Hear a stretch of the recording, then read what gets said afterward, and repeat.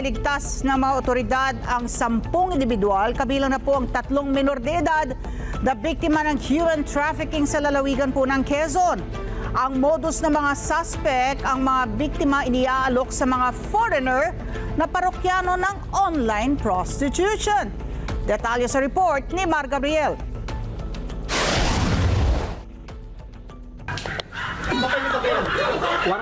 Sinalakay ng mga operatiba ng PNP Anti-Cybercrime Group ang magkahiwalay na bahay sa Lucena at sa Tayabas sa Quezon. Sa ikalawang palapag, bumulaga sa mga pulis sa mga kwarto na may nakasetup na computer. Ang isang ito, inabutan pa habang nakaharap sa kanyang desktop.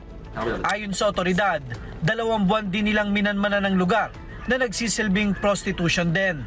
Ayun po sa investigasyon, itong online prostitution din, ang nangyayari po dito ay meron pong mga biktima na pinapagawa ng mga sexual activities online. Ito po ay nagla-live sila sa isang website kung saan ang karaniwang mga customer po nila ay mga foreigner.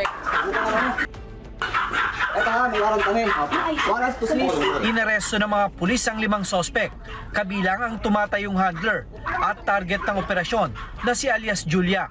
Nasagip naman ang 10 biktima ng human trafficking, kabilang ang 3 menor de edad na nasa edad 16 hanggang 17 anyos. According sa investigation po, 60-40 po yung hatian nila. 60% is dun sa handler and 40% doon po sa nagsasagawa ng mga ganitong activities.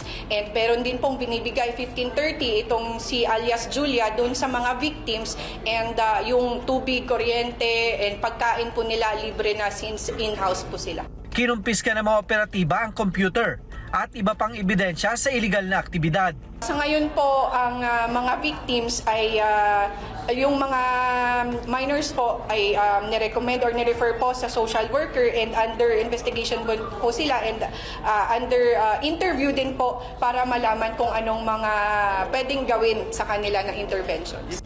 Sinampahan na ang mga sospek ng kasong paglabag sa Anti-Trafficking in Person Act, kaugnay sa RA 10175 o ang Anti-Cybercrime Prevention Act. Mar Gabriel, para sa Mata ng Agila. Matatag, matapang, matapat. Maraming salamat sa inyo pong pagsubaybay sa Mata ng Agila Primetime. Para malaman ang matatag, matapang at matapat na mga balita, i-follow lamang at mag-subscribe sa @Net25 TV.